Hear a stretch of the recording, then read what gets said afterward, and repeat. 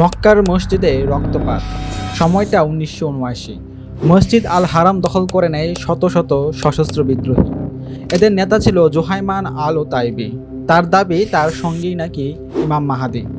সে দাবি করে পশ্চিমাদের সাথে সৌদি আরবের সকল রকম সম্পর্ক ছিন্ন করতে হবে আর রাজতন্ত্র ভেঙে নতুন ইসলামিক শাসন আনতে হবে।